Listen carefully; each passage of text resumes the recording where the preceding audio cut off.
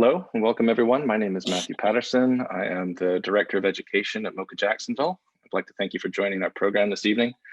All of our programming at the museum is in support of our mission, which is the discovery, knowledge, and advancement of the art, artists, and ideas of our time. Part of how we achieve that is by offering programs such as this one, which allows our audience to engage directly with artists working on the edge of contemporary thought. If you enjoyed this event, we hope that you will consider becoming a member of MOCA Jacksonville. Members are our biggest supporters and allow us to host free events such as this.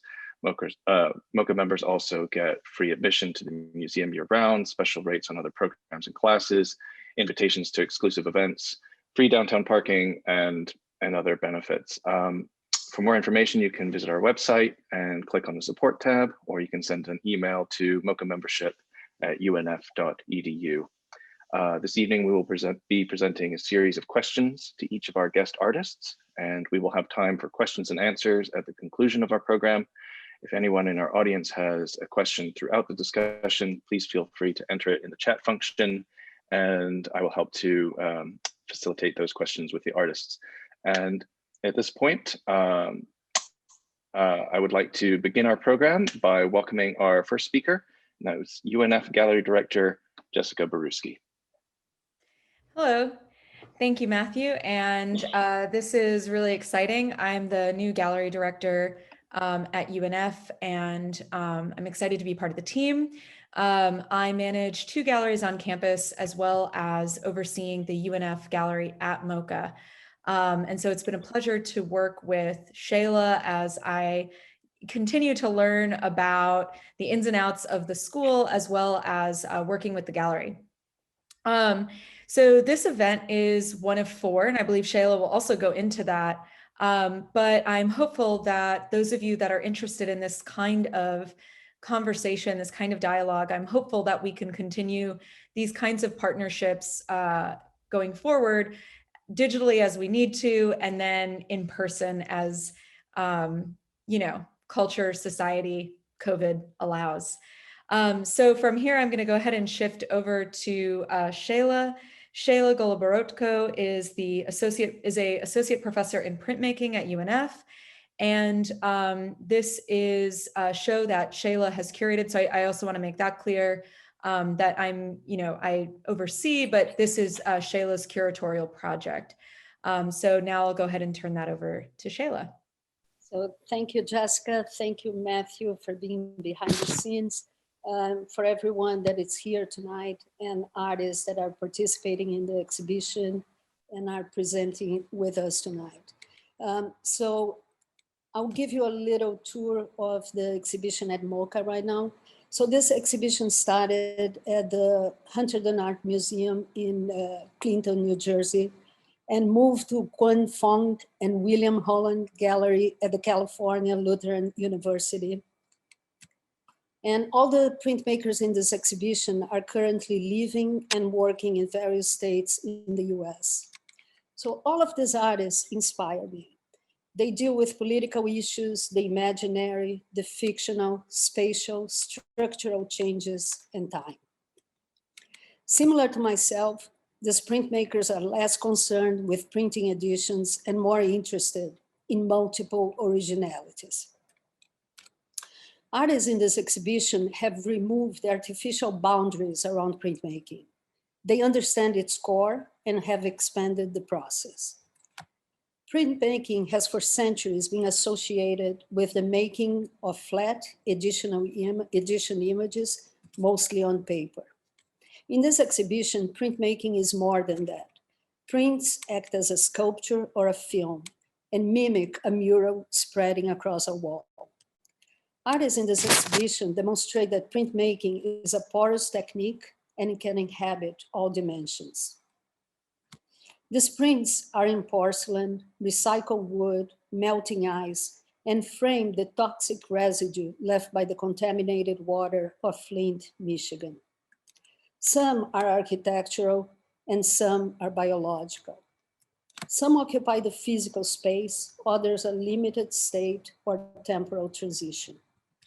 Every work in this exhibition was originated from one or more printing elements, either physical matrices or digital vectors. They hang frameless, flexible, folded, built like a puzzle or planted as a garden. Prints were all somehow manipulated. They are cut, burned, fired, mounted, recorded, or pasted. All these actions reveal the familiarity printmakers have with matters of time, space, gravity, and something else that is very familiar to all printmakers, pressure. So with no further ado, I'd like to bring now Justin Barfield. Hello, how are you doing? I'm going to see if I can.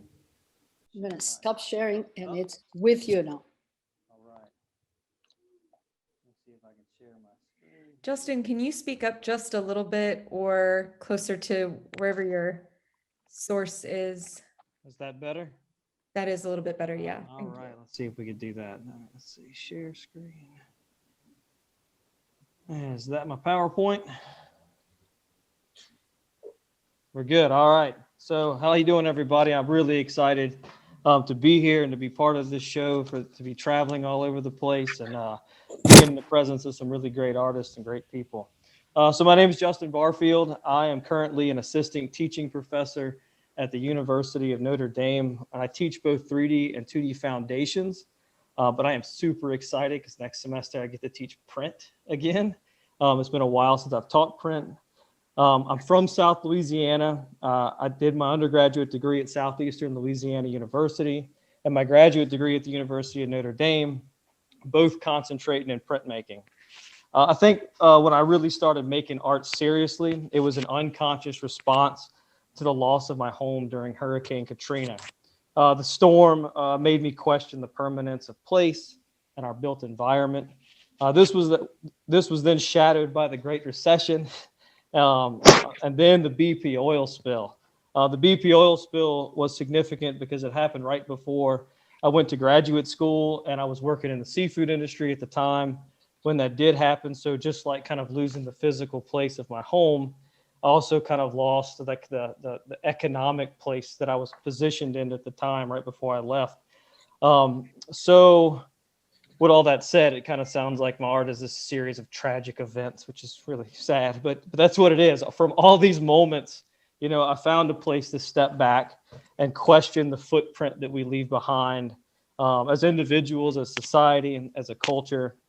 The piece in the show, which is this is a kind of an overview picture of it, is called Scrap Pile. It's a series of what I call sculptural prints. Here's a couple of shots from the gallery. When I started in graduate school, I was reflecting on that devastation in Louisiana from Hurricane Katrina. And I was also being bombarded with all these abandoned homes and buildings and industry in the Midwest where I had moved for graduate school. The series started as wall pieces, giving the illusion of breaking through the gallery and challenging the viewer's understanding of the space, but slowly made their way from the wall to the floor. Here's one of the finished pieces at the Snipe Museum of Art at the University of Notre Dame. And then again, here outside of that same museum, so people can view the same piece from outside. And again, at the Urban Institute of Contemporary Art in Grand Rapids. The wall pieces were more of this kind of in-the-moment tragedy, the collapse. They transitioned to the floor pieces, where the floor pieces are kind of the slow deterioration, to me, of the aftermath. Here it is at the South Bend Museum of Art, a piece. And then again, the birth of what we see at the show here, the Scrap Pile at Indiana Wesleyan University. So although they were not made for what is going on right now, I feel like they're really relevant of what's going on. Everything is a constant reminder of kind of feeling isolated, discarded, forgotten. They look unkept and they look deteriorating, and yet they still kind of look recognizable, and somehow they look permanent. They kind of oscillate between both of those things. At the same time I was making these I-beams, I was also making a series of silk screens, prints on rusted paper, which is my variable editions. My silk screens were abstracted, zoomed in prints that alluded to decaying surfaces without giving off exactly what they were referencing. I took a lot of pictures of vehicles in the Walmart parking lot. You just walk around with a camera, be surprised what you can find with rusted surfaces. Although my work is forever an ongoing series, so I constantly am doing this type of series. I'm constantly doing the I-beams, although that's kind of taking a back seat right now. I have transitioned on to some woodblock prints that reference the barrier islands, which is kind of still in the same vein as everything else. So myself and a few artists visited the barrier islands of Louisiana several years ago to document land loss. We got there, we were completely overtaken by like trash. So many water bottles, fishing string, fishing line, the ribbons on balloons were just everywhere. And so this just being, I would say, another reference to kind of the artifacts that we leave behind. As I continue to make, the pandemic has definitely slowed me down. 2 kids and trying to figure out this online teaching. I haven't kind of been in the studio as much as possible. So I've got about 10 different projects working at the same time right now, nothing finished. But I've been doing more with these wood blocks. Here's one that's drawn up that has been cut, but I didn't have a picture of that, as well as some sketches that I've done and started some kind of stone lithos with. Still doing also the rusted silk screens when I can. That's me. Thank you very much. It's awesome. So our next presenter is Brandi Crogan. Hi, everybody. My name is Brandi. I'm a full-time faculty member at the Academy of Art University and director of printmaking here. I went to Ohio State University for undergrad and out here in San Francisco for graduate school, both in printmaking. So let me show you a few pieces of work here.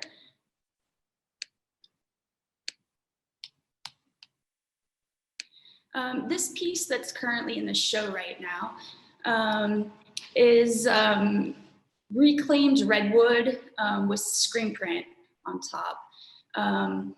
Most of my work uses kind of salvaged materials that kind of go along with the imagery that I take photographs of. Let's see. So the art of going out and taking photographs of these places is kind of the exciting part for me. It's not really about bringing something home or coming back with the intention of making artwork of the photographs that I take. So, you know, the main event is me actually going out there and exploring these places, and the photographs or whatever artwork comes out of it is kind of the artifact or, you know, of my time out there. So what I'm interested in my artwork is really kind of asking the question as to when something is, you know, obsolete or non-functional, is, you know, does it lose beauty? Does it lose value? And, you know, showing that all the textures like Justin was showing, you know, all the beauty that you can find in these places are really quite interesting. And just because something is not, you know, used as a factory anymore, an office building, it's actually quite beautiful when you go in and look at it.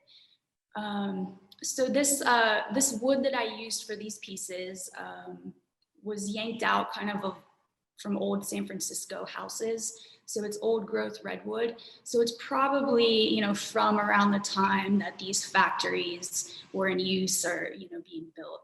So I thought that was really important to use materials from around the same time that I was taking of the buildings and structures that I was taking pictures of.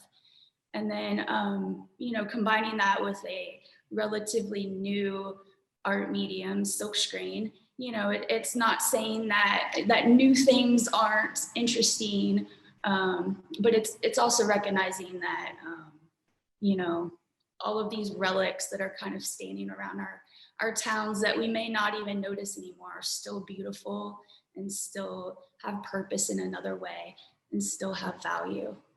So, you know, this show really spoke to me because I've never quite been interested in, you know, traditional works on paper. So I've always, tried to use a two-dimensional process like printmaking, into a three-dimensional form. So this show is absolutely perfect for me because I like sculptural work, but printmaking is my thing. So I've always been kind of trying to meld those together. So the artists in this show are quite amazing, and it's been really inspiring seeing what they've come up with and how you use printmaking on a three-dimensional surface. So that's it. Thank you. Great, thank you, Brandie. We're gonna hear now from Andy Kozlowski. Hi, thanks, Sheila. Thanks, Sheila, for organizing and curating the show and inviting me to be part of it and helping to host all this, and Jessica for being part of it, and our friends at MOCA, our friends and colleagues at MOCA for making this iteration of the show a real success, for helping to put this on. So I am, let's see, whoop, hold on. I am getting my PowerPoint there. Okay, perfect. Flawless, seamless. So I am Andrew Kozlowski. You guys can call me Andy now that we're all intimate friends. And I think it's kind of difficult to jump into a slice of the work to kind of give context and give an idea in just a couple of minutes, but here goes nothing. So I'm going to start off with this quote from Nate DeMeo, who does this great podcast called The Memory Palace. And he says in one of the episodes, he says, "I want people to remember that memorials aren't memories. They have motives. They are historical. They are not history itself." And what I love about that idea, and I think the way that it connects, for me to my work is, what he's saying is that at the end of a war, when you sign a treaty, a monument just doesn't appear in that spot, that those things are voted on and brought forth in committees by people. And in a lot of ways, what you see is the lasting effect of the decisions made by people to remember the past, for people to say with a specific reason that we need this here, we need this. And it may be to represent history, and it may be for other motives. And I think for me, what has become kind of interesting in my work over the years is this idea of objects and how they contain our histories and how we learn from them and how we pass them on, and really how those histories get mutated and corrupted and changed in lots of sort of weird and unexpected ways. I worked at the Philadelphia Museum of Art for a number of years after I finished undergrad. And so on the left here is an image of one of the period rooms. And on the right is my neighbor when they moved out of their house in Richmond. And I think with the hindsight that I have of making things for a while and considering objects and collecting objects, the thing that I kind of came to realize in the way that a museum works or any kind of institution in terms of a collection is that these two images are for me, they get closer and closer in terms of what they are.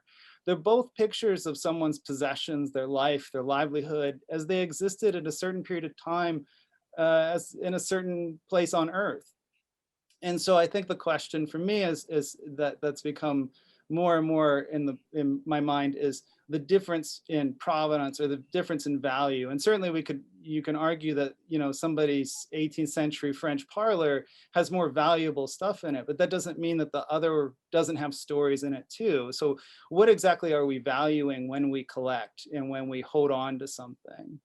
And so the work that's in the show, this is the iteration of it at William Rowland Gallery at California Lutheran. What it is a series of sort of from my collection of objects and things that I've been drawing and sketching and piecing together over several years. And these things, in this particular iteration for the show, it's plotter cut vinyl that's made and adhered directly onto the wall of the space, and it's variable. That's why giving it the name variable collection. It fits, it changes its size based on the show, it changes its placement based on the show.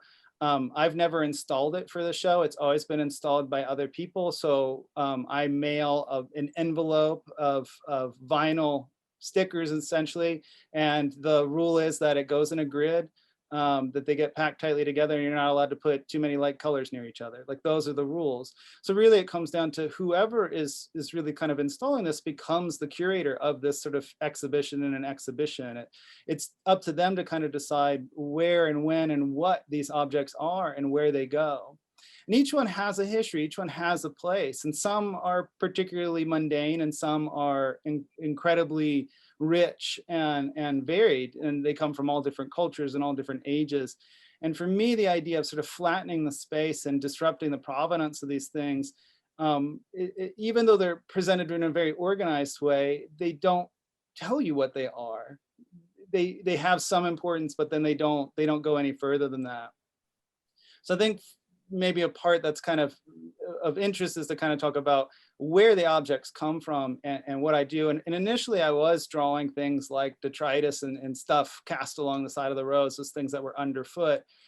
But in 2017, I took kind of a more sort of specific tact in terms of understanding, like picking a place for objects to come from. So I spent the entire year 2017, every day I was going through on Facebook. There used to be a thing on the sidebar that was the top 10 stories, and they got rid of it. It's not there now, but I would comb through those stories and I would find the story, and I would either find an object from the story or make an object related to the story.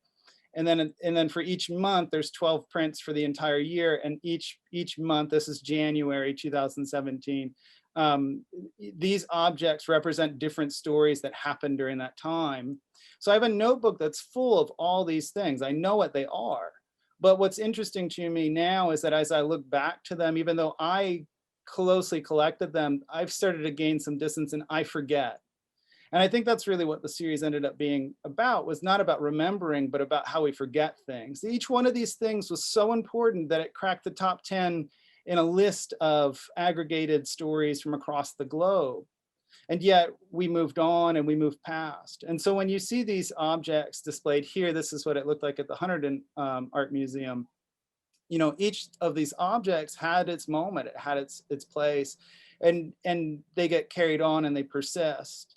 Here it is at MOCA Jacksonville on the window. And so for me, I think the question that becomes inherent in this is why do we collect things, and what do we hold on to, and what stories are we trying to tell with the objects as they move forward in time and in space? And what happens when those stories get divorced from the objects themselves, and what does that do to our histories? So thank you. Thank you, Andy. And our next presenter is Nathan Meltz. All right, I just want to start off by saying thanks to Sheila, who has been really making a profound contribution to our weird discipline we call printmaking. And let me just share the screen here. There we go.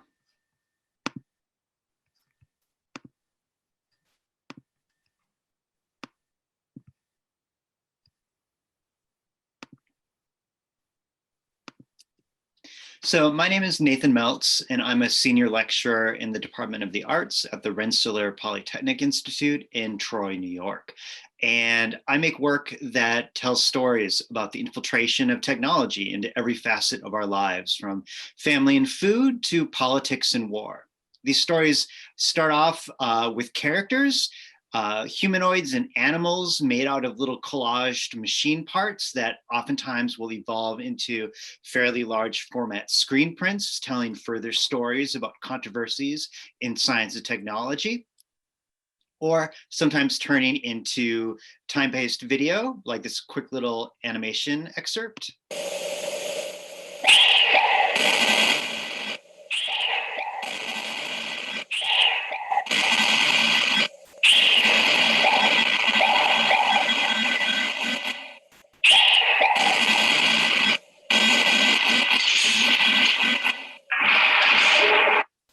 And then oftentimes the video, wall prints, and print drive sculpture will come together to tell a whole story within the environment of a gallery. I've made up a whole cast of characters, so there's animals and humanoids to all take different roles, children and adults to tell these different narratives about science and technology. Sometimes, in like one series, it can be about how technology interacted with fascism and reactions to fascism in the early part of the 20th century, and re-envisioning anti-fascist graphics through this lens of science and technology. These are all fairly large screen prints.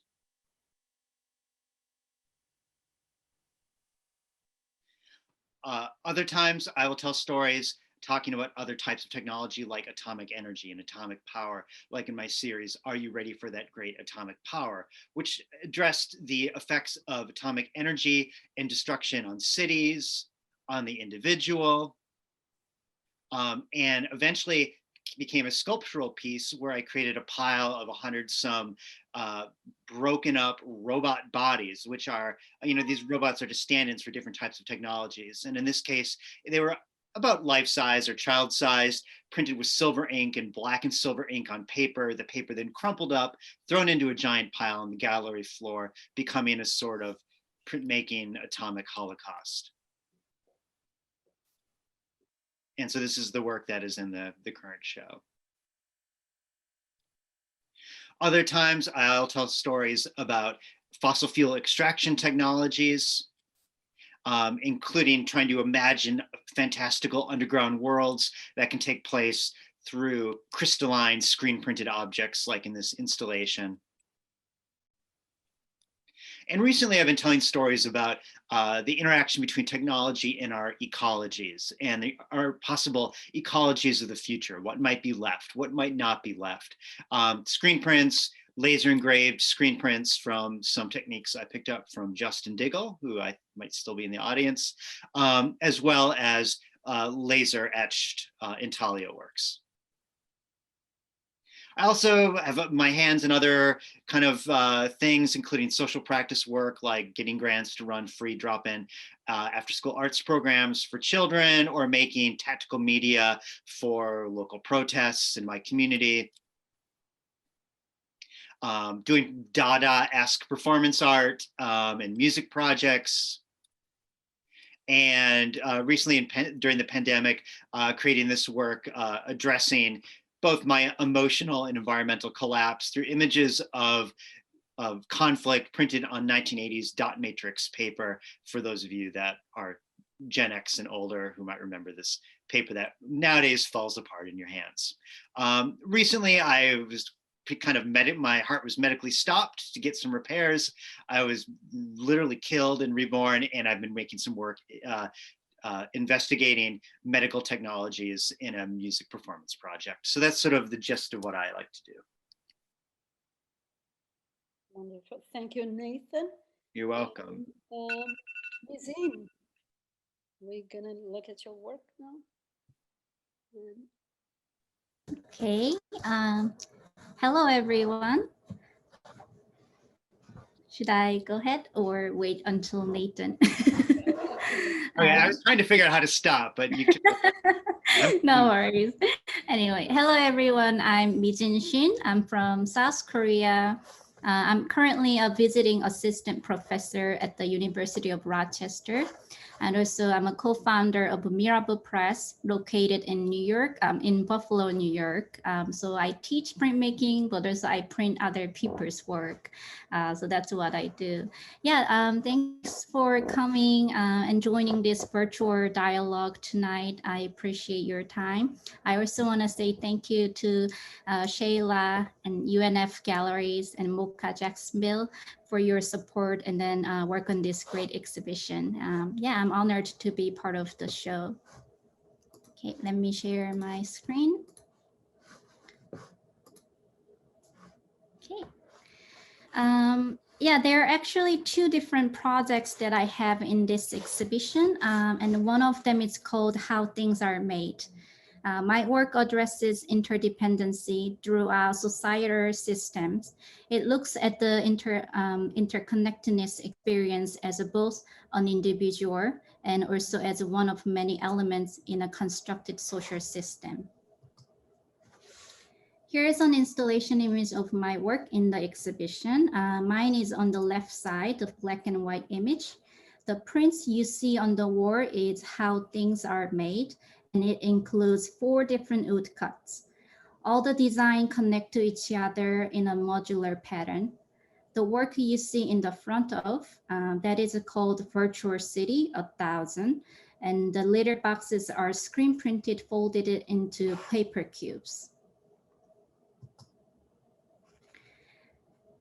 Taking economic and industrial systems surrounding the manufacturing and distribution of familiar products as an example, I visualize interdependent connections within the large and continually increasing networks of social entities.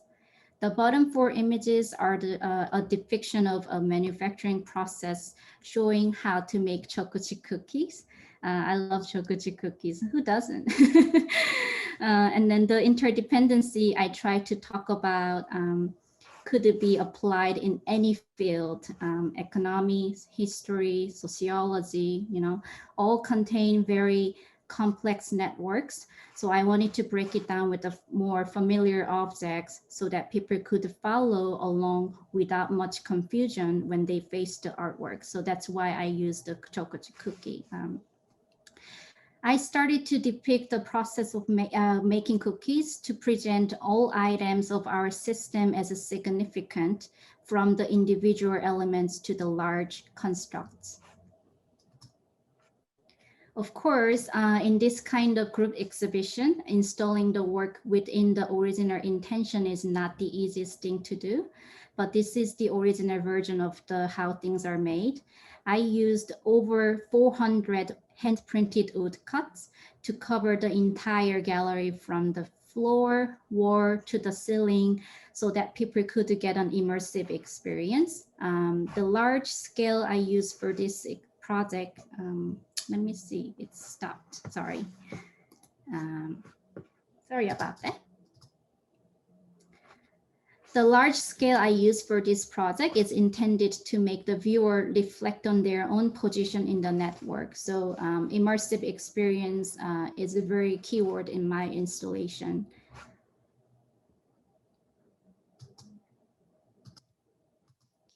I see what happens. Okay, so the other work I have in the exhibition is a screen print installation. The work is about relationship between physical and virtual space. This work was completed in 2016, but the current time makes me revisit this relationship a lot because we socialize virtually more than physically these days. You know, like even this, it is the example, you know. This work is also talking about the interdependent relationship in terms of how those individual cubes work from the micro and macro perspectives. Because if you look at the work from the bird's eye view, it actually functioned as a QR code before. I could create a different QR code by changing the arrangement with the same cubes. When you read the work as a QR code with your own mobile device, like a phone or iPad, you know, pad, iPad, such like that, you would be able to see yourself on the screen. There is a camera constantly taking photos when viewers are hovering around my work. So that's why it's called the Virtual City 1000, because I used 1,000 cubes for those installations. So what I'm really excited about for this exhibition is that I had this great opportunity to connect 2 projects together, how things are made in Virtual City. Each work has a different specific topic, but the main idea and message is the same, which is highlighting interdependency. No element is more or less important than others. And I think that ties into the democratic and multiplicity that drives much of the print media. Yeah, thank you. Thank you, Mizin. So by now, I think the audience understand when I said that those artists really inspired me. You all inspire me. You bring questions, you bring challenges, and it's so exciting to see the work all together. So I'm sure the audience is sharing that with me. As Jessica said early on, we're going to have a series of 4 of those panels. This one we group as being industry. The next one on February 11 is ecology, and domesticity and history follow on March 4 and 18. So we're going to start a series of questions. I think I have one question, Jessica has one, and then we're going to open to the public, and then we'll have a conversation, and artists will be open to ask questions to each other as well. So my first question is the following. So we all studied printmaking from the traditional methods. And at some point, all of us expanded this language. We were like, okay, this is great, and I want to go somewhere else. So when did you do it? How did you depart from this tradition? And where do you see your work moving forward? What are your current narratives, questions, visions? So it's a 16-part question. So you start with the tradition, you embrace something new. When was that? How did you do it? What made you do it? And what's the future? What you're doing next? I'll get things going. I wrote down some things when I was thinking about this. And, you know, I think one of the things is to say that for me, there's kind of a misnomer that there is a sort of a strict lineage of printmaking. I think what we come to is we understand that it's you might be exposed to it in a certain way, but at a certain point you realize that, oh, there's all these other tendrils that are happening. And for me, you know, I think that always comes from meeting other artists and stuff. I remember being an undergraduate student and going to Frogman's print and paper workshop, and I saw John Hitchcock talk way back, and this was 2002. And John's one of the other artists in the show, and like he showed his installation work, and he was like popping balloons with darts and giving away freebies, you know, these screen prints on felt, and talking about his heritage and his work, and kind of making this sort of game about things. And I just love that. That just kind of blew my mind. And he was teaching this kind of hybrid class talking about digital technologies. And then later on, when I went to graduate school, my teacher Holly Morrison exposed me to like Deborah Y, the curator of MoMA, and her shows in the 80s and 90s that sort of looked at sort of the wide scope of how artists use print media during those times. And I think those were kind of really big cornerstones for me. And it took me a while to kind of come up to speed myself, but I think the last step was this idea of the post-digital. So in 2008, I was, you know, running the SGC conference in Richmond, which we called Command Print. And that had been like, I don't know, I was, you know, it was like the umpteenth time that they had done something about digital printmaking. But I think sort of after that, or around that time, for me, I think that the idea of the post-digital became important, which was the notion that, yeah, print industry moves forward and it jettisons things that are slower. It looks for processes that are faster and more efficient, but artists always pick up the slow stuff. And so artists and us, like I'd say the collective in the show, look at it as being post-digital in the way that we take all of that stuff, whether it's digital printing or hand done or whatever, we mix and match, because I think that's more reflective, or I think we find it more reflective of what we see in the world too, as a sort of multi-tendril thing to ask questions all the time. So that was my sort of brief lineage to that. So great, thank you. Brandi? I think from the time I learned printmaking, I think I felt very limited working on paper.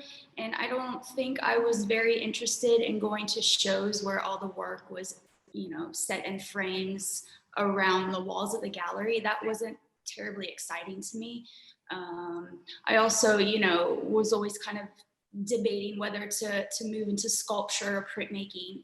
And so I naturally kind of liked working with different materials, you know, and even still I experiment. You know, right now I'm, you know, making screen printed decals for greenware, ceramics, you know, just, you know, trying different ways to use printmaking, you know, and a lot of times it doesn't work, but sometimes it does, you know, but that's what's exciting to me. Yeah, I've never really been interested in works on paper too much.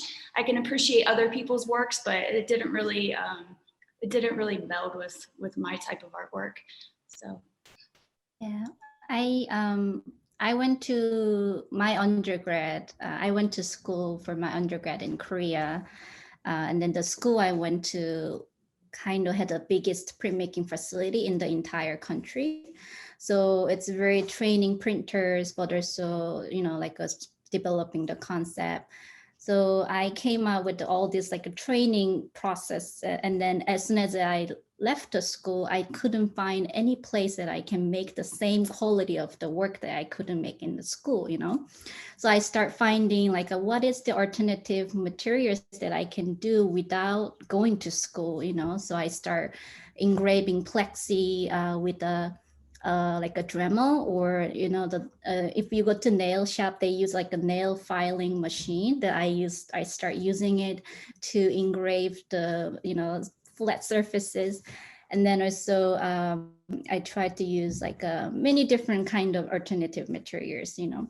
And then I came here and then I see this like a very tight printmaking community, which is awesome. But also I think that sometimes limit the open sources for other people because we're very nerdy, but also we appreciate those tradition techniques, you know. But I feel like sometimes because we haven't been doing this is the right way, and then the different way is not as precious as you know what we used to do. So I always try to find like, because printmaking was the most contemporary media in the 16th century, you know. So I think that following that history, we need to adopt the contemporary methods and then finding the trend, and also opening these opportunities to larger, you know, people, so people can enjoy the medium, but also they can develop for the future generation. Because I still use a lot of traditional techniques in my press. Like I say, I print other people's work, but also in the school there where I teach, my students are not coming from all these traditional, you know, education. So I have to come up with some other materials like a tortilla press or, you know, or like maybe printing with a car, you know, something like that, you know, like some kind of experimental method so they can enjoy the printmaking. Yeah, so. Yeah, so in undergrad, you know, it was a lot of us printmakers, and we had like a really small shop. And Are you able to speak up a little, Justin? It's hard to hear you. Sorry, can you hear me now? Is that better? Thanks, sorry. No, my undergrad was, we had a lot of us printmakers. We were like 40 of us in 1 year, and we had 2 etching presses and a small shop that was just taken over by a fantastic educator named Ernie Milstead. And we were fighting over things to get to presses, and it was just tough. And the shop wasn't open 24 hours. So my grandfather was a welder. And so I would go home and take paper and amend the paper under metal, thinking I'm gonna print on that later. I'm just gonna keep amending things and print. Eventually I had like 1,000 pieces of paper that were just like rusted completely.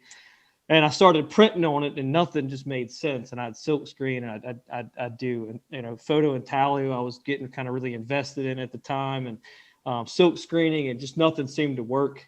I was taking sculptural classes, and I think I struggled trying to like put those together. And I got out of undergraduate school. I got out with an exhibition of just rusted paper. There was nothing printed on it at all. It was just completely rusted. And but I think that helped me understand that it could be that. When I went to grad school, you know, and I went to the University of Notre Dame, my excellent professor there, Jean Dibble, you know, hounded me for like 2 days of interviews about why I should be there and am I the right person? And at the end of that, she said, "Do you have any questions?" And I said, "Yeah, I got one question. Would you be mad at me if I never made a print?" And she said, "Well, we evaluate you on artwork here, but you'll learn how to run a print shop is what you're going to learn." And I was sold. And so she gave me that flexibility and freedom to kind of like, you know, bend the rule and expand what I thought a print was. And she talked to me about that. And she really helped me develop what I did. It always kind of pat me on the back and pushing me forward. So I think that was super great. And I made a ton of prints at Notre Dame. Don't get me wrong, but nothing seemed to kind of make sense to me until I started using that rusted paper to kind of be more sculptural with it. And then once that happened, I started looking at these individual sculptures as one of an addition of, and I continued to make that way. So my thought process was still through ink and pressure, wasn't traditional ink, but still pressure, and then make an addition. So the evolution started in graduate school, and I can want to continue to make what I'm doing and continue to expand the same narratives that I'm working with. I think I really got back invested into silk screening on the rusted paper that I make.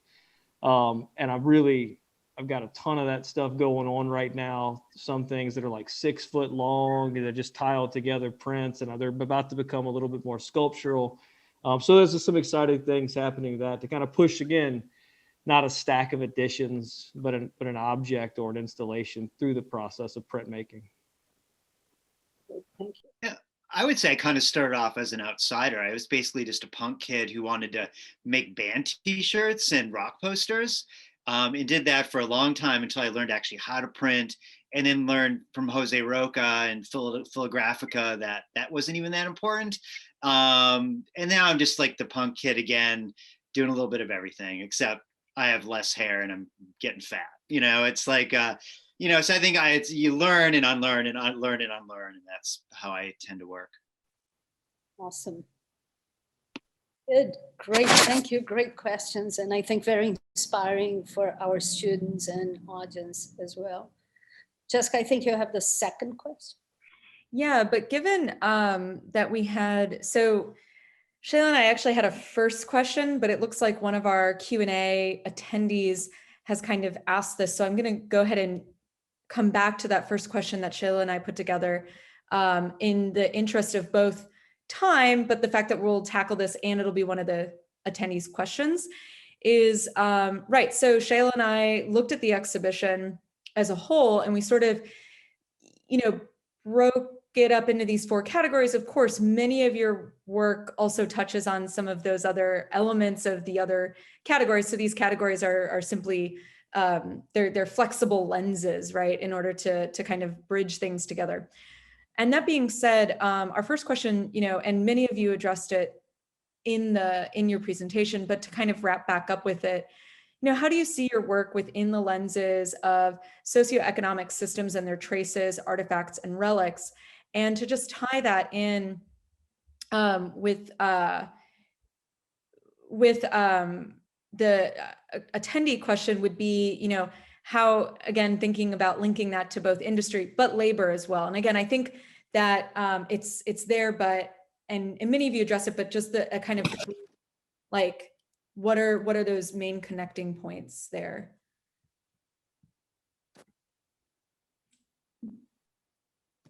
Was that, I'm very verbose. I can jump in. I think that, and I think you're pretty clear. I like everything I do is involved with social movements, whether it's addressing them or being a part of them. So, I've made work addressing I have a big body of work just all about labor. And looking at technology of labor, and drawing a lot from David Noble's Forces of Production, which is a great text, which is all about how technology doesn't really make labor any easier. It just changes power from the workers to the managerial class.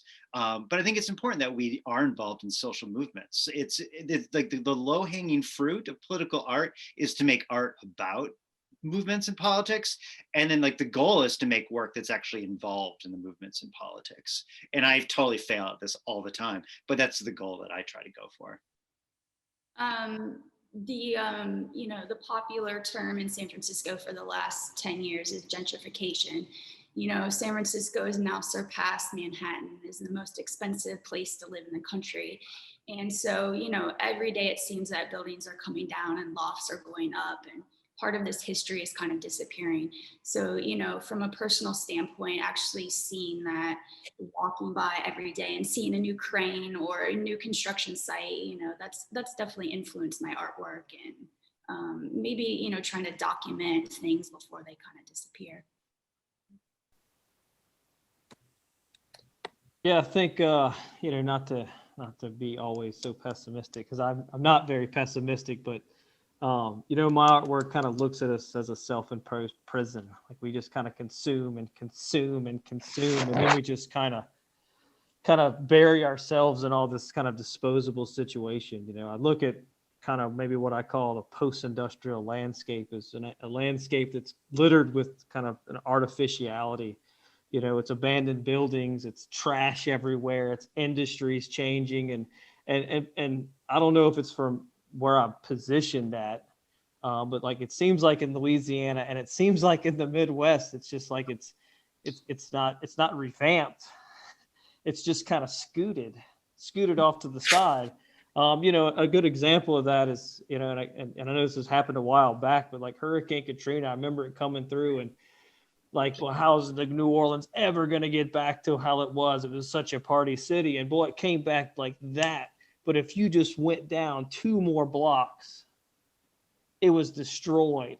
Like it was just kind of, everything was just scooted out the way. So I think that, you know, I think that I hope my artwork tries to kind of address this chaos, you know, the rusted surface being kind of chaotic and captivating the paper, thinking about this idea of, you know, not permanent things that are temporary, but that we impose it on ourselves. You know, I think that's important. I want to jump to a question that was posed by one of our viewers, but it somehow ties with a question that we had. So we are, you know, the viewer points out that all this work was done pre-COVID, right? So the exhibition started traveling in 2018. So our question starts with a statement. We are all accustomed to state that we are living under unprecedented times, and our students are printing in their bedrooms, kitchens, and garage. With all that physical limitation and social pressure, how's your practice changed? And at the same time, how looking at the work in the exhibition in context with other artists in this exhibition, how did you get influenced by that as well, if you did or not? I can jump in this conversation.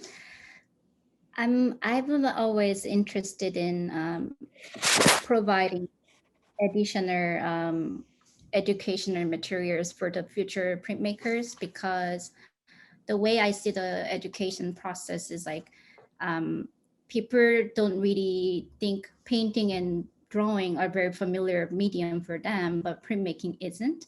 I feel like that's because there wasn't previous educational materials from the middle school and then, you know, high school.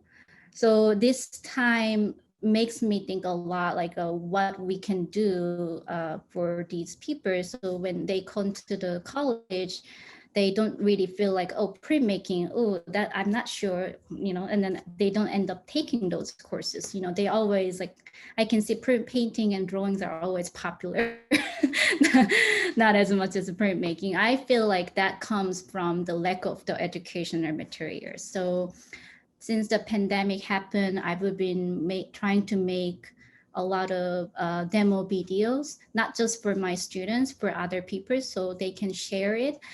In that video, I include the alternative materials, like finding some ink knife from your trash, you know, or use this cheaper ink instead of fancy inks, you know. And then so that's one thing. It changed a lot since the pandemic happened. And then in the context of the work, when I use the printmaking first, because I can make a lot, right? And the same image I can reproduce over and over, but also we are all human. And then even though the purpose is the consistency, but still there's a slightly different character for each print. And then especially for the how things are made in exhibition that I did, I use a different black. So when people come into the room, it looks like all black and white image, but when you look at really closely, you can see the ink color slightly differently, you know. So those things, it's very important. But I think when you do the hand printing, you probably wouldn't get, you know, those consistency as much as you use with the fancy equipment. But I think there's still beautiful character from the printmaking that you cannot get from painting or drawings, you know. So I think highlighting that point is, I think that should get more spotlight these days. Yeah.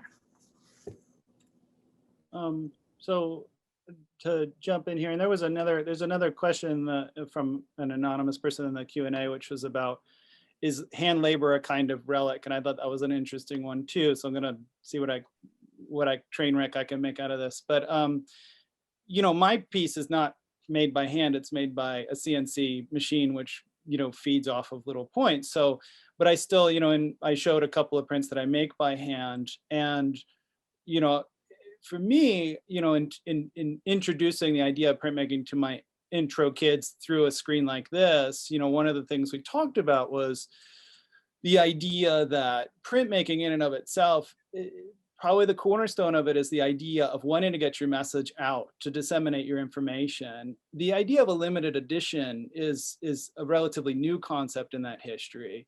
Originally, prints were made until the block broke or worn away, and then you'd still print a few more, you know, it just didn't look as good. And so for me, I think that, going back to what I had said before about that thinking of printmaking, for me, that expansion of print media and the idea that, you know, it's this message, it's this ability to sort of make connections and have the work take on whatever form it needs to take to get out there into the world.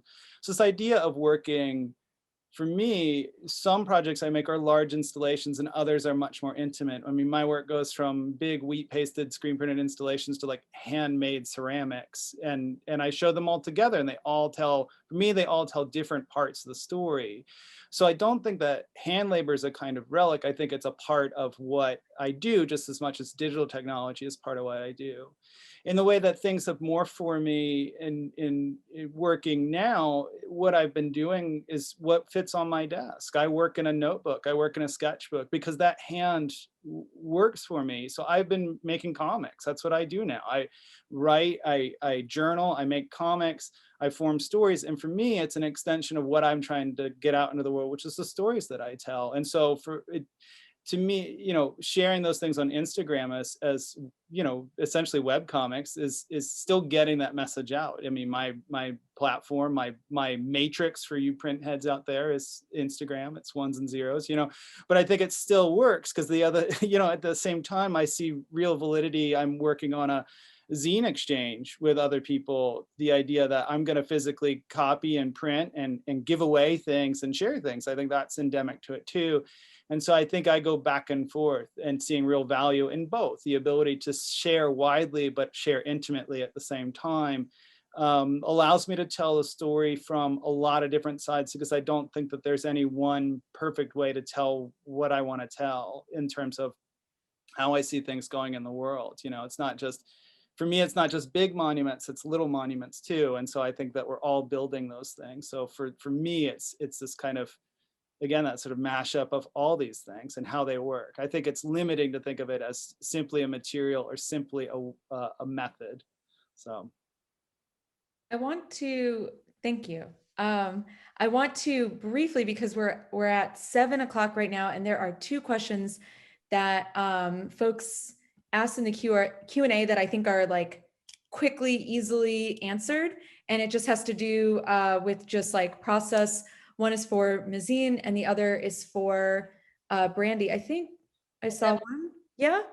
Brandie, did you also see that? No, that's gone. Of size? I just typed that out, yeah. Oh, okay. About 30 inches high, the one in the show. They go up to maybe 40 inches tall, and they're loose wood blocks stacked up on top of each other, just to kind of give the feel of, you know, the fragile state of everything. So I am now seeing how you answered that. Sorry, those are 2 different things with the chat and the Q&A. And so Mizin, could you answer Bev's question there? Yeah, actually here is how I trouble my work. So because they're paper, and then I plan to be able to print, you know, do like a shift to other places. So I can definitely make them like a flat and then fold it and then send it to the gallery, and then they have to fold them and then stack, and then they have to unfold and then ship it. So that's how I've been doing it. But sometimes, of course, you know, I like depending on how how people fold it, I sometimes get damaged pieces, but that's not a big issue because I can always reprint them over and over. It's not a big deal. So yeah. Oh, and I think, Mizin, there was also maybe the question about the pieces that are like where you showed us the video where the screen print was on the wall, the ceiling, the question kind of to that being, do you actually print directly on the wall, or are those kind of panels that then get wheat pasted or something like that? Oh, okay. So that one, originally I pasted on the wall, like kind of like a wallpaper. So I could, like when I removed those one, I couldn't really save those paper. So I just discarded all those 400 prints. But for this exhibition, I used a different kind of material, like a synthetic paper. So it's much sturdier, and but also you can really damage easily. So I like to pin them up. Yeah. So they can easily can come up. Yeah. Thank you. And I'll go ahead and shift this over to Sheila now. I just wanted to, those were two questions that were kind of easily addressed. So, well, before we close, I want to address one observation from one of our students that said something to the effect that because of COVID and because we're finding different ways to make this possible, printmaking lost the stigma of being something connected to heavy equipments, expensive setup, and became something that the students feel empowered to do anywhere. So here we go, power to the print. And I want to thank everyone for coming here tonight, for your work, your generosity on letting me travel this show and on speaking to our audience tonight. And I want to remind our audience that we have the next one on February 11, and will be Ecology, March 4, Domesticity, and March 18, History. So each one of the panels, it's 4 to 5 artists, and it's going to be another exciting conversation. So I hope you register. I hope you become a member at MOCA. And please, please, please go see the exhibition. It's going to be in full display until January 24th. In January 24th, the ground floor moves to the UNF gallery. It's still going to be open until the end of March. So thank you all for coming. Thank you, awesome people, for being here. Thank you, Jessica, for co-moderating. Matthew, for being behind the scenes. Thank you all.